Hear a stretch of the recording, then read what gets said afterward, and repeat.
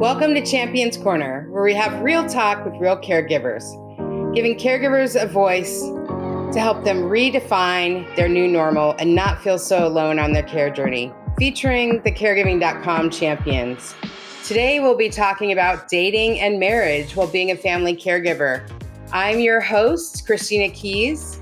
I cared for my mother who had a stroke for 10 years and my ex-boyfriend who also had multiple strokes since 2019. Let's go ahead and meet our co-hosts. Carlos? Hi, my name is Carlos Olivas. I'm from Sacramento, California, and I care for my dad living with Alzheimer's.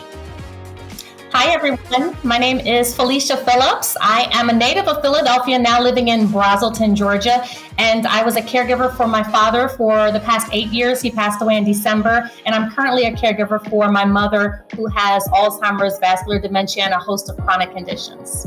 Hi, I'm Danielle Miura. I'm a former sandwich generation caregiver. Hi, I'm Sarah Stelmach-Brown. I'm a caregiver for my two sons on the autism spectrum and also was a caregiver for my grandmother with Alzheimer's. Wonderful. Thank you, guys. Thanks for being our guest today. As I mentioned, we're going to be talking about dating and marriage. And actually, I'd like Felicia to get us started off today with our first question. All right. So we are talking about dating and marriage. I am married. I've been married for 23 years. And fortunately, I'm a caregiver and I'm still married. But what we want to talk about is what are some of the challenges that your marriage or your relationship has faced as a caregiver? And so I'm just going to kick it off and say that, it has impacted everything from privacy, being in the same home with my parents, to, trying to have date nights, to trying to spend time with just my husband and not the entire family, and so many more things. Let's kick it over to some of our other guests, and you guys tell me, what does it look like for you, and what are the challenges that you're facing as a caregiver in dealing with marriage and relationships? Anybody want to start? I'll start. All right, Sarah. So I've been married for 10 years, and it'll be 10 years in August. And we've been together for 15 years, my husband and I, and with our two kids and their autism diagnosis. It's really, there's statistics about marriage in special needs parenting that like 80% of marriages fail for special needs parents. And I don't know where all these statistics come from, but one thing that we said to each other when our son got this diagnosis was, this is not going to be us. We were already kind of in a situation where he was working third shift and I was working second shift. So we already didn't see each other. And then you add onto that the pressure of raising a child with such intense special needs. It impacts date nights. It's really hard for us to find a babysitter. It's almost impossible for us to pay a babysitter with what, like, the level of care that our son needs. It would cost more money than going out, cost more money than what I was making when I was working full time to hire someone to take care of him and his brother. And so like date nights aren't really an option. There's very few people that I can trust to care for him. So it's impacted all that. It's impacted intimacy. Our kids don't sleep. It's really hard to be intimate when your kid is up all night or climbing on you constantly or screaming and you're just, physically, mentally, and emotionally exhausted. It's really impacted our marriage, but we really support each other and I'm grateful for him. He's my muse. And we just, I don't know how we do it. We just stick by each other and just communicate and do the best we can. That's awesome. I know it absolutely is a challenge, right? Having children and being married is a challenge. So when it's also just the added stress of caregiving, trying to maintain your marriage, what's really beautiful, especially during this like love month, is that you made a commitment to each other. And, while we have different caregiving stories, my commitment to my husband was the same. We're not going to let caregiving destroy our marriage. At any point, we're going to continue to talk to each other and make sure that we're checking in with each other and that we're okay so we can be the best caregivers for, in my case, my parents. So I do have a little benefit in that I guess there are some options. I could at some point decide to put my mother in an assisted living facility or something like that, but you can't quite get rid of your kids. So you have to even, more so than others, really just focusing on being strong, supporting each other, communicating, and that's really beautiful. So kudos to you, Sarah. Congrats. Danielle, you're up. What about you? How are relationships going with you, or how did they go with you as a caregiver? And what were some of the challenges? Yeah, even though Sarah and I have different family caregiving stories, we have, it seems like, some similarities. I sometimes spent more time with my loved one than I did my family, my husband and my daughter. And so communicating with them about certain things and big decisions was very difficult. I often came home very exhausted and just wanting to sleep. And that definitely impacted our relationship. We're doing so much. And again, the general population not dealing with caregiving, whether it's a child or a parent, we're all dealing with working and stress and those things and being exhausted. And it's just compounded when you are a caregiver, because there's the need to really put aside you, right? You have to stop feeling, you have to stop doing everything in order to focus on the person that you care for. So absolutely a challenge, but we're still here and we're still standing. And so my prayer is that that provides some hope for other caregivers who are listening to our stories and saying, well, look, you know, they're still here, they're still doing it. Right. Sarah, you're celebrating your marriage. I'm still married. Right. Wonderful. Praise God for that. And so wonderful. So those are our some of our challenges. I'm going to head on over to, let's pick on our guy host, right? Carlos. I can resonate with being exhausted, and I'm single. So it's a challenge for me. It's a challenge for me to have energy to have a prospect or even try to date. That's the challenge that I have. It's not easy. I take on a lot of burdens, and caregiving is just a lifestyle. So I don't. Or what's the? It's hard. It's hard for me to kind of really convey what I go through on a daily basis.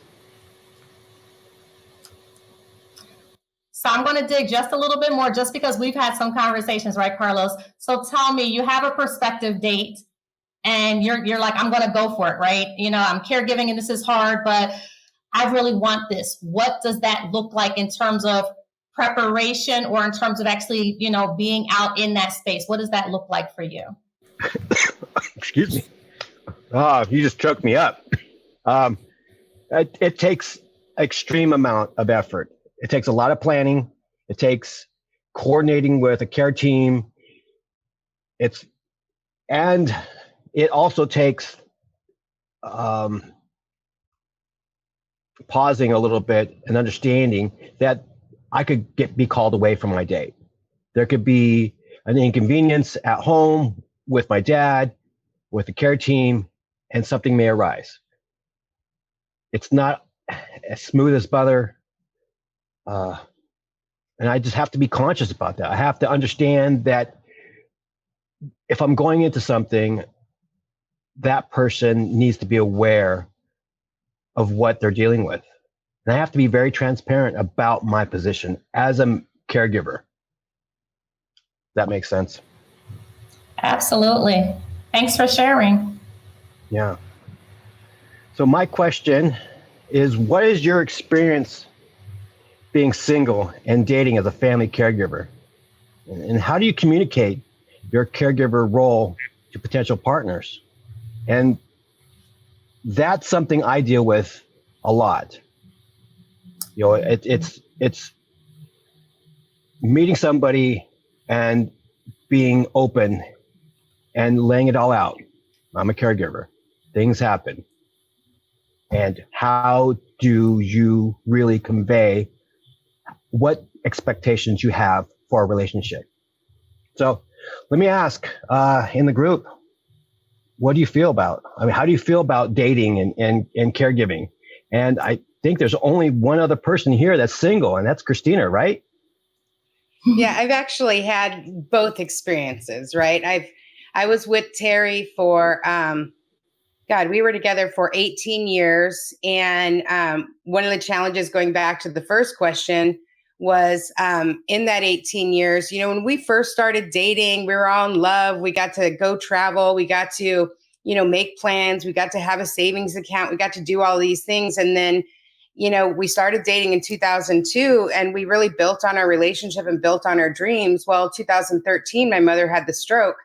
And I wound up having to, for the first year, constantly traveling, 3 hours away and being gone for a whole week at a time, only seeing Terry for, maybe a couple hours on the weekend. The rest of the time I was getting ready to go back up north and trying to sleep. And, when my mother moved down here to be near us, one of the things that changed in the relationship was I wasn't the same person. I was exhausted. I was constantly in this state of panic that my mother was going to die, or I was constantly in this state of, either coming out of an emergency, going into an emergency, or recovering from an emergency. And so, and my self-esteem was totally affected because my mom wasn't getting better, right? My mom, I couldn't make her better. And even though logically I knew that I was just a human being trying to care for her, I still felt like a failure, right? And so my self-esteem being affected had a huge effect on that relationship. And me constantly being stressed out had a huge effect on that relationship. And eventually, after a while, we decided to not be partners anymore, and we separated but became best friends. And then I became single and started dating. And for me, what that was like was, trying to, like Carlos mentioned, say to people like, hey, I'm a family caregiver as well, and letting them know up front, because they're never going to come first, right? The person I'm caring for is always going to come first. And by the time I started dating, remember I was best friends with Terry. Well, he had a stroke and I became his caregiver too. So not only did I have to convey that I was a caregiver for my mother, but hey, I'm a caregiver for my ex-boyfriend too. And, I have had multiple people that I started dating who said, that's just too much. I can't have you be having contact with your ex-boyfriend, even though, he's requires 24-hour care and in a care facility, it still wasn't something they were okay with. And, I remember when it was just my mom I was caring for, she went into the hospital and I said, I got to leave. I got to go to the hospital. And the guy said to me the next day, hey, it's too much drama, and it's not drama, it's life when you're a caregiver. Right. So, it's, and Carlos had mentioned too, always having to be on call. I remember, when I was dating and being a caregiver, I never could drive by myself. Like I didn't get the experience of having a guy open the door for me because I was driving my own car in case I had to leave. I'd go on a date, I'd have to leave my phone on the table in case the phone rang and there was an emergency. I'd have to come up with the money to pay for extra care. And, I was half into the date because I was constantly worried about what's happening at home. So for me, yeah, it was quite the challenge, not only being in a relationship, a long-term relationship, but also, dating. And I think for all of us, and I think that's something we can all go around the room and talk about is, how was, and I'm just going to throw this out there, whether you're married or whether you're dating, how did, your stress level or your self-esteem change or your anxiety or depression, those things that come with being a family caregiver. These are normal things that come with being a family caregiver. Like, how did those affect your relationships with your partner, your husband, your wife, the people you're dating, or even, I think as a single person, Carlos, you can agree, like you kind of got to have, you kind of got to think you're like, awesome to have enough self-esteem to show up for that first date. Right. And if you don't, it's not so good. So how did your self-esteem get affected? How did that affect your relationship? We'll start with actually Sarah. Well, I went through a phase of burnout actually, and burnout, depression, anxiety, self-esteem, all that can like destroy your libido. When you can't show up for yourself, it's really hard to show up for your partner. When you're feeling like you're not doing enough, just existing, it's really hard to feel like you're enough of a partner. And I'm really lucky again that Jeremy, my husband, is like the most supportive guy ever. But there's been times where we just feel very disconnected, or I tell him like, why are you wasting your time with me? Like, what the hell? Like, and he's like, we've been here for 10 years. Like, I'm not going anywhere. But it does. And as far as being pulled away from dates and stuff like that for caregiving, and I can speak to this, we were in Boston on a weekend, and my parents called me. They were watching our kids, and we hadn't had a honeymoon. This was actually our honeymoon and our anniversary, and like we were celebrating everything. We were celebrating our birthdays, our anniversary, and our honeymoon that we never went on until 4 years later. And my son had a meltdown while my parents were watching him while we were spending a weekend away. And my mom was like, I think you're going to have to come and get him. And I'm like, we're in Boston and you're all the way in the other end of Rhode Island. Like, it's going to take me 3 hours to get there. Like, I can't just leave. Like, I have concert tickets tonight. And I had to talk them through that process. And after that, like they were like, we'll watch the kids, but we can't do a weekend. We want to help, but we can't. And it's that being called away from a date is like, even when you're married, it's awful. Like, it's got to be embarrassing and stressful when you're dating, but yeah, it does. It ruins everything. So. How about Danielle? And then for me, it was like feeling like I was the problem, that I was the burden in the relationship. I didn't have to be the family caregiver. Family caregiving was a choice of mine that I took to love and support my grandmother, and feeling like that person who didn't care about themselves, did not place proper boundaries in a caregiving situation, made me feel like I was the problem, that I was creating the problem. We didn't take like any proper vacations within those 4 years of caregiving. A lot of things just kind of fell by the wayside. I took less care of myself. I gained weight. So I was feeling like more depressed, more anxiety, and then my self-esteem dropped, as you said, Christina. So I feel like the mixture of things kind of made our relationship, even though it was a very strong relationship, kind of slowly break apart, because caregiving made me more stressed and caused me to have health issues and caused me to have mental health issues. And I don't blame that on anybody but myself. But it's just one of the things that does happen to many caregivers when they're going through caregiving. Absolutely. Yeah.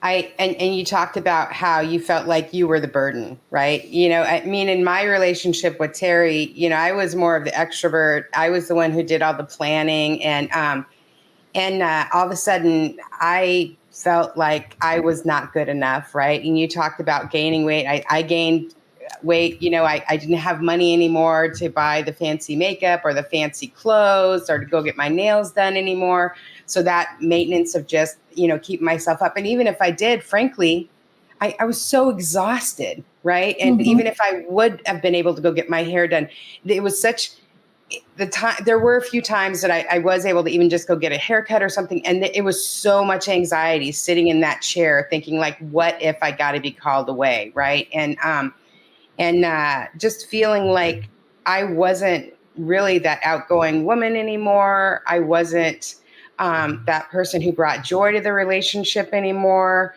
And that was my role in the relationship. So, I understand feeling like the burden in the relationship. And even, there were a few times that by some strange miracle that we were able to go on vacation. I remember it took us like a year to plan, but because we used to go to Hawaii every year. Right. And then one time while I was caring for mom kept saying, you got to go. Right. And so we decided to go. We got all the care lined up. And, even being in Hawaii, it took me 3 days to calm down. And you know what I did? Those 3 days, I kept calling. And I remember my mom and her caregivers were like, stop calling us. We're okay. It's like, I was so worried about them, So, yeah. And I think a lot of people don't talk about, some of the mental health things that come along with caregiving, some of the depression, some of the PTSD. I mean, some of the anxiety, when you're in a constant state of like fight or flight mode, yeah, you're going to have that stuff come along with it. And it changes how you interact with other people, So, Felicia, I'm going to go to you and let's talk about how maybe some of those self-esteem or, depression or anxiety, had an effect on the relationship with your husband. So I think that my husband is from the era or the thought process that, therapy and things like that are, and this is not to be offensive, and he's grown in this area, but it's for people that are like crazy, that they have like issues, right? It was taboo, right?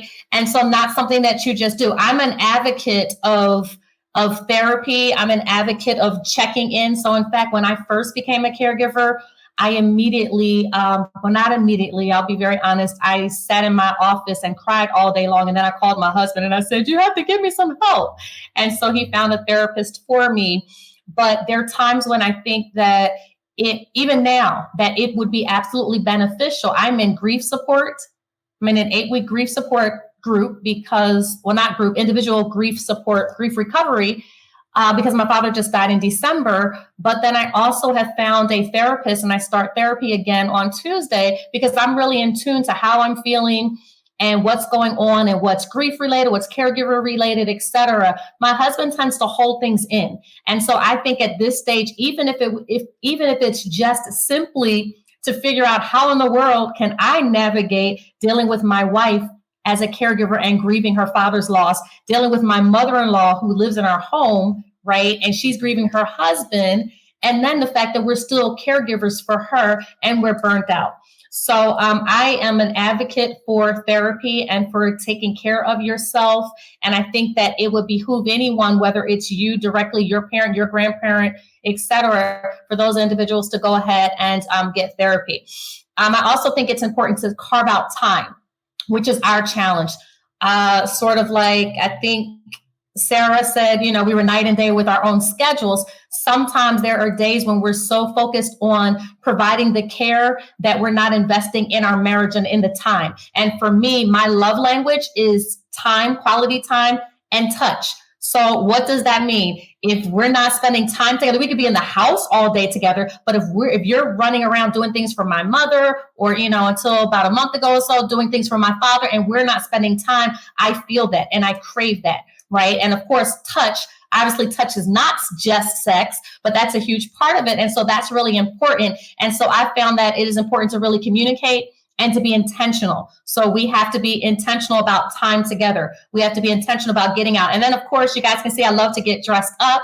And I made a commitment to myself, honestly, once my father passed away, that I was going to put more effort into dressing up beyond just work. And so, because we have a chance to sneak away and get out, right? That's not necessarily a date night. It just happened that there's some time. And so I would just go out looking like whatever. In fact, on Valentine's Day, while other people may have been dressed up and enjoying their life, we didn't go out to dinner. We didn't do anything special. I wanted to leave the house and I didn't want to be around my mother. And I know that sounds horrible. I love my mother, but I didn't want to be around her. And initially I wanted to go to the park. But by the time we got out of the house, the temperature had started to drop. So we really didn't go to the park. So we literally didn't want to go home because I didn't want to be in this open space with my mother. We just sat in the car in a random parking lot and I looked crazy. And that's not my ideal. I like to get dressed up. So I miss, the times where we get dressed up and we make reservations and we're able to go out and enjoy those things. And that just becomes difficult because I have to figure out if someone is going to be home with my mother. I have to figure out what we're going to feed her, meals are prepared, all of those things, depending on what time we're going to be out, medications. Like you guys have already talked about, there's so much preparation that goes into the planned events that sometimes you're just like, I don't even want to do it. But because my mother lives with us, I find myself at times wanting to get out of the house because I want to, relieve myself of caregiving for a few hours or so. But then at the same time, I would love to be able to just be at home. One year, for our anniversary, we rented an Airbnb in Georgia where we live just because I wanted to sit on the couch in the living room under a cover and watch TV with my husband without a shared space and my parents. So those are some of the continual challenges that I find with just trying to find date nights and time with my husband. Yeah, and you mentioned the time thing. I knew that my ma, she slept until 12, right? Nighttime was a little iffy because she'd wake up sometimes, or she'd love to watch TV until 2 o'clock in the morning, or eat cookies, or sometimes she'd choke or whatever. But the mornings, we were pretty safe in the morning, and she'd sleep until noon. So I would try to schedule dates with Terry, or dates when I was single with other people. Like, they were always wondering, like, how come you never want to go out at night? It's like, this is a really good time. I'm more of a morning person, but really it was about my caregiving schedule, and I think that we have to adjust our life for that if we want to have some peace, right? So how about you, Carlos? That question of, dating and, self-esteem and, some of the challenges that come with that. So, Well, I want to resonate with Felicia that, going to sit in a car at a park sounds great to me. I mean, I think that's one way that I can break the ice and get to know somebody, besides getting all dressed up and going out to a fancy dinner and having a moment, or just renting a room and chilling out. That gives me a lot of confidence and contentment. If you would have asked me 10 years ago, I would have said, oh, we'll do this and we'll do that, and we'll, light up the town and have a good time. But as a caregiver in this lifestyle right now, I live within my means. I don't have financial resources. I don't have the other means to, really court somebody that society kind of has standards for, I think. I kind of condense what I have. And it does affect my mental health, because I want to, I guess, showboat in a way. I want to flock my feathers. I want to kind of be that male figure that can attract a female. But it's hard. It's hard to really show those emotions and be expressive. It's like Felicia said, her husband doesn't really talk about mental health or, finding resources for himself. But, I was the same way. I don't really talk about myself a lot. But in this caregiver role, I found an outlet through caregiver support groups, through other means, and I've built relationships that way. And I feel that it's easier to communicate with other people who understand where you're at. And for me, my prospect for a relationship might be somebody that understands what I'm going through. Either they've been through it or they're going through it themselves. And we can kind of relate, we can bounce ideas off each other and flourish. But what does that take? What are the next steps? I mean, how do we go through this courtship and become intimate and have these little special moments where you can be in a natural state of bonding. What does it look like? And to be honest, I don't know. It's been a long time for me. And, through the pandemic, we were all isolated. We didn't have any contact. I didn't have very much contact. And the contact I did have was small, and it was quick, and it wasn't gratifying for me. Mm-hmm. And it ended up in a hardship and in a heartbreak, because it was something that I might have wanted to expand and explore, but the other side didn't feel like it. So what about you? What does like sex and intimacy look like for you in your relationships? Well, that's a whole nother topic, right? That's a whole nother branch of it, right? And I think, that's a whole nother topic. But I think, one of the things about all of this is like redefining the normal in all of this. And I think if we redefine the normal as caregivers, I don't know about you guys, but for me, when I keep living by those standards and those ideas that I had before caregiving, it just adds to the guilt and the shame of I'm doing it wrong or I'm not enough, right? Yeah. I get to a group and I hear people like you, or I hear some of the other caregivers about how they're living and some of the adjustments they made. It's sort of like takes some of the pressure off. Like if I understand that, like, hey, for everybody, they can't go on these fabulous dates anymore because they don't. Like for me, I was spending $1,500 to $3,000 a month to pay for my mother's care. So yeah, we weren't doing fabulous weekend getaways every weekend. We weren't doing expensive dinners. Like if I understand like this is the normal, and I'm hearing other caregivers like Felicia talk about like we had this great date in the car, like that sounds fabulous to me too, right?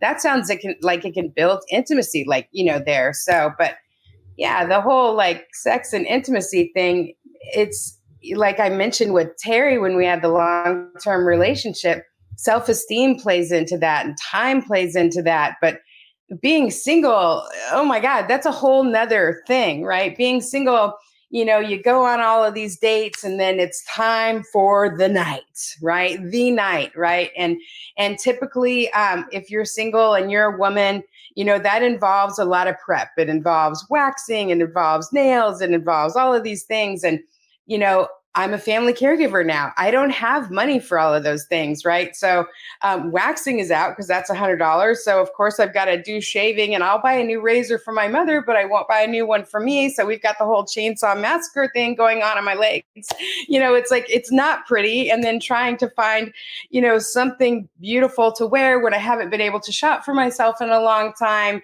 And then, it finally comes together. I've hired the right people for this wonderful night. And I finally get there and it's supposed to be magical. And again, with this new partner that I've had the conversation about my family caregiver. I've had the conversation of you're going to come second, and this is the moment where they're supposed to be a priority, right? They're supposed to be a priority. And I show up and the first thing that happens is my phone has to be on with the ringer on at the bedside, right?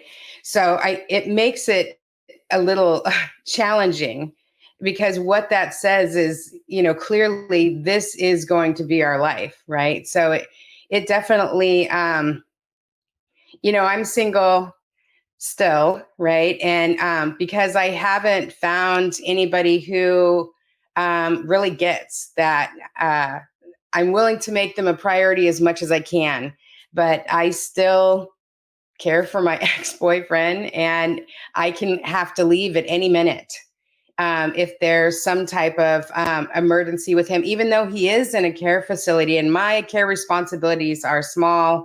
It still plays a big role in that. So, intimacy is also, it has a lot more to do with than just sex. Intimacy has a lot to do with really being able to share those emotions with somebody. And, your feelings with somebody and really being able to be vulnerable with somebody, right? And I think when we're family caregivers, we learn to love on a whole different level, right? We learn to, like, we are true ride or dies, right? We are willing to give up our life, right? I mean, if somebody's looking for a loyal partner, like, get a caregiver, because we are ride or dies, right? But we also feel really deeply, right? So when we're having those conversations, those intimate conversations with people, if somebody's not been a family caregiver or gone through a really intense relationship, or they might not understand, like, those type of conversations. They might be very uncomfortable with those intimate conversations with somebody being that vulnerable and sharing those type of feelings, even if it's just, well, how do you feel about our communication not going so well, right? They might say, well, it's uncomfortable, and we're going to go into a whole diatribe about, you know what I mean? We're going to really get deep, right? And people might not be used to that kind of level, right? But we know about vulnerability, right? Because we feel it to the core, and we've had to, be there by the side of our loved one who has had to be very vulnerable, a family member who we love, sometimes a partner, sometimes a parent who used to take care of us, and now we're having to bathe them, and now we're having to change their adult briefs, right? So we are down with vulnerability, but sometimes the people we're dating are not. So I don't know about you guys, but what has been, some of your experiences with, sex and intimacy? Some of you have been fortunate enough that your relationships were there the whole time, that you were caring. But I'm going to start with Danielle. If you want to share anything on any of that. Yeah. So part of intimacy for me, I'm a big cuddler. So it was hard to cuddle with someone and not think about caregiving. And so the distraction made things awfully difficult with trying to be intimate with someone, trying to be vulnerable. When I'm trying to be the hero, I'm trying to get everything solved myself and not relying on other people. When I did that, I missed an opportunity to really be vulnerable with someone who cares and loves about me. And then when caregiving ended, I think we both expected that, things would go back to normal, that grieving what our life before caregiving would, everything would just magically come together, and the love and the adventure would all come back. And then grief came, and grief became a big part of our lives of, what is this new chapter of grief now that my grandmother's gone? How is that affecting me emotionally? It's not like just therapy magically changed things overnight. And I had to sit with that and understand that change and emotions and caregiving does not happen right away, and that I need to be patient, that eventually we can get back to our new normal, whatever that looks like. And how about you, Sarah? So, like I said before, our kids don't sleep. And we went to Boston and we're getting phone calls. And there was someone knocking on the door. So we can't get away. Every now and then, and for us, intimacy is, we try to find it in, like, the little intimacy in the everyday moments. Even just like, how was your day?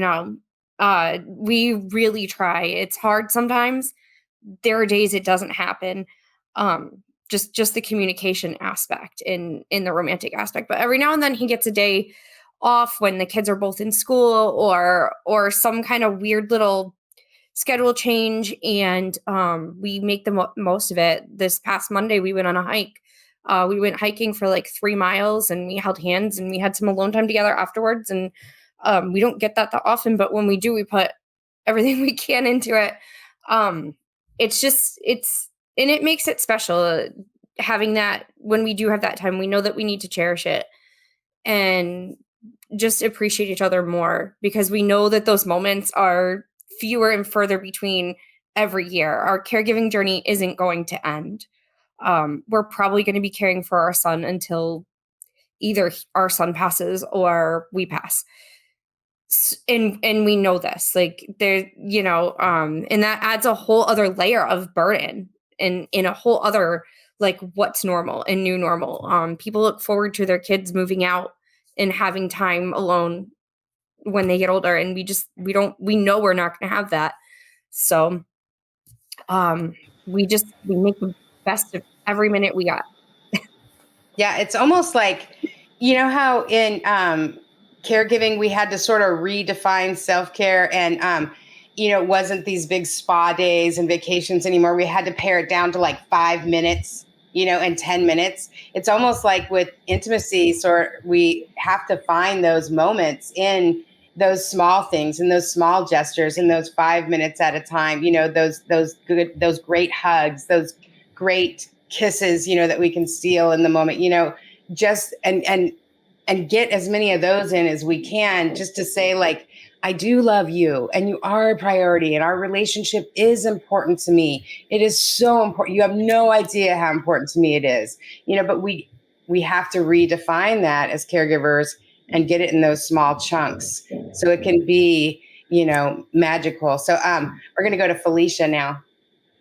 So I was thinking, as I'm listening to everyone, just thinking about being comfortable and giving yourself permission to create the space for your spouse, for that person that you care about, and not feeling guilty. So prime example, again, you've heard me say over and over again, my father just passed away. I joked earlier today talking to someone, I said, my dad was the first dad that I ever lost.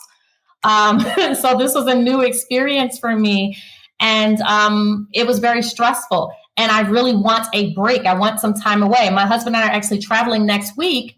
So we are going to get the time away, but it's for work. It's a business trip. I'm going to be working the entire time.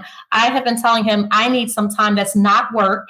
And I really just want time to get away.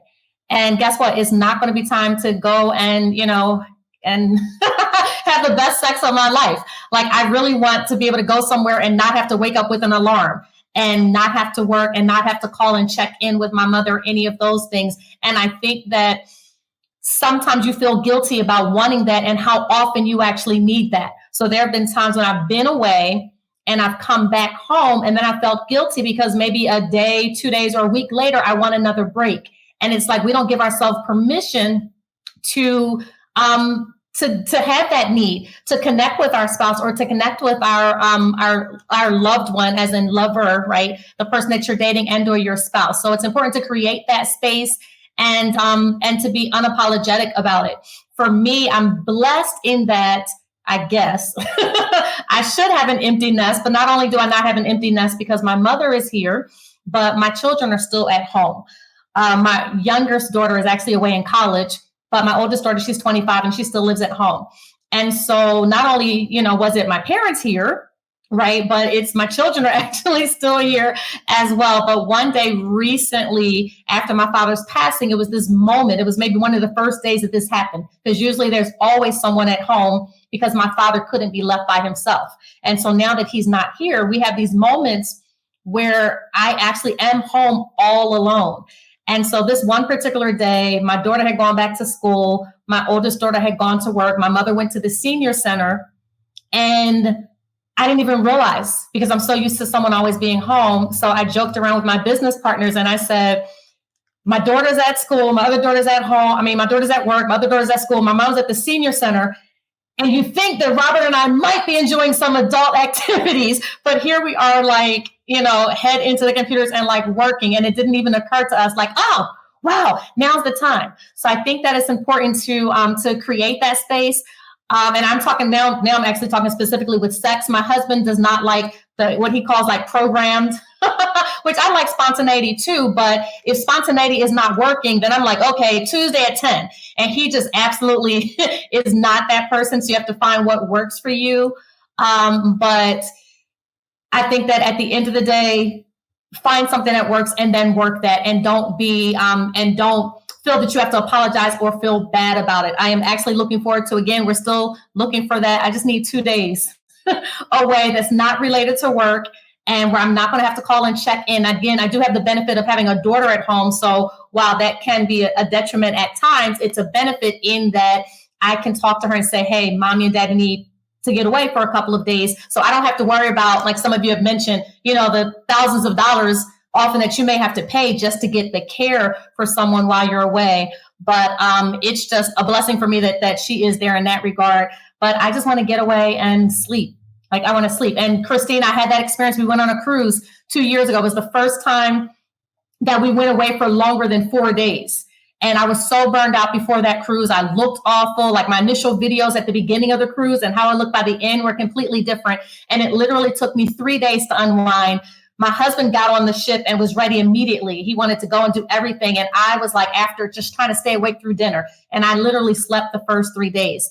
And so I, again, try to intentionally give myself space. Sometimes it's not always, this big fancy vacation, right? A lot of times you can't afford that as a caregiver. But, for me, sometimes it's getting out of the house, going to the park.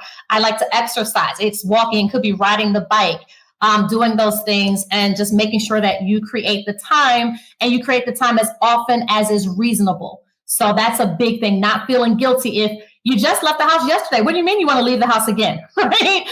Because for me, with staying at home with my father, just by the end of the week, I was ready to leave the house because I literally was in the house all week long with my father, and I wanted to get out. So giving yourself space, giving yourself permission, making that time, and then talking and working with your spouse, your partner, to do what works for both of you so that you're both satisfied. And then I'm going to bring up the love languages again, because that's just so important to understand not only your love language, right, but to understand your partner's love language so that you can make sure in the midst of caregiving, in the midst of the crazy, in the midst of the poopy diapers, in the midst of the urine smelled rooms, in the midst of cleaning up, in the midst of meltdowns and all of those things that may be going on, medications, doctor's appointments, emergencies, us hearing a bump in the middle of the night when we are perhaps having sex and thinking, oh my gosh, my dad just fell. So now we have to jump up and put on clothes and run downstairs and see what's going on. So, giving yourself permission to make the time and do what is necessary as a part of your self-care to care for that person that's important to you. Absolutely. I can resonate with. Go ahead, Carlos. With Felicia. I took a trip to Puerto Rico for, it was a business trip. And one day I was free to do anything I wanted to do. But I just ended up falling asleep and sleeping the whole day. And that was what I needed. I needed to recoup. I need to decompress, relax, and let that type of self-care happen. And that was intimate for me. That was a time where I could really let my body heal and recoup and rejuvenate. So I could that evening go out, have a nice dinner by myself, and see Puerto Rico. What I saw of it was very small, but it was wonderful. I felt great after that. I think they need to add to the love languages, like love languages for caregivers, naps. Uninterrupted naps, right? That would be a great love language. But I used to work a caregiver hotline, and you'd be amazed how many people would call and be like, our relationship is dying. How do we get like 1 day a month, to just go out on a date, right? And it was amazing how many caregivers didn't know about adult daycare centers if they were taking care of their parents. Where they could, if both of them had a Friday or a Monday off, they could, have their parents go once a week or once a month to an adult daycare center so they could have time to spend together. And a lot of caregivers didn't know that in-home care agencies, you don't have to get 24-hour care for them. Usually they have 2 to 4 hour minimums, and you could have where you have a standing appointment, like, once every 2 weeks, they come for 4 hours on a Friday night, or once a month, every Friday night they come, and you can set that up with a care agency. Obviously, you can't just call and say, hey, we want to go to dinner tonight. And you don't want to do that because you want to make sure you're familiar with that agency. They're familiar with your parents' needs. You want to call and set up something on a regular basis, but people don't know that those are options. So did you have anything else to add before we get ready to wrap up, Carlos? No, I was going to maybe just throw it to the group and ask, what's a piece of advice that you would give from your perspective about this topic of, relationships, intimacy, and self-care. Who wants to go first? I can go first. I would say appreciate the small moments. Right. Because I was so involved with caregiving, sometimes the small little things my husband did for me kind of like went over my head. And so appreciating and acknowledging the small things that your spouse does to help you.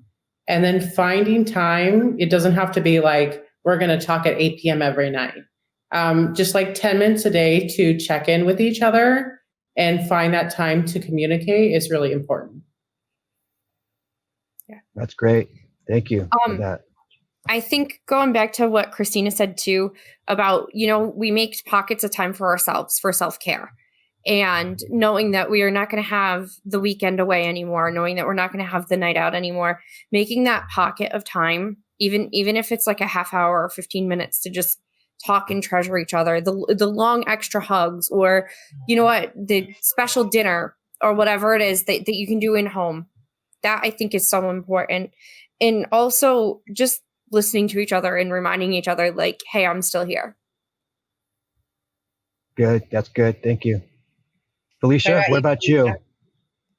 So I would say just keeping a pulse on your relationship. And I do want to say this, and I know it differs probably depending on your caregiver situation as well as your status. But for me, my husband is absolutely first. And that may be a shocker for some people, and they may not feel that way. I know it's a little bit more challenging when it's your children. But my husband is absolutely first. And I love, love, love my mother. And I love, love, love my father. But that was a part of, one, the vow that I made to God when I got married. I married my husband. The Bible tells me to leave and, actually told him, right? Leave and cleave, right? So I married my husband, but we made a commitment to provide care for my parents. So it's always doing that pulse check, temperature check, to check in to see how things are going, how he's doing. And I'll say this right now, don't know if my mother will ever listen to this, but we're in this space right now where for me, my father has passed away. And so now any thought of putting both of my parents in an assisted living or in a facility for me are completely out, because I know my mother does not want to go anywhere by herself. However, when I just kind of briefly had that conversation with my husband, he was like, why not? Like, he's thinking, like, if we're getting tired and whatever, like, your dad is not here, we can still do all of this.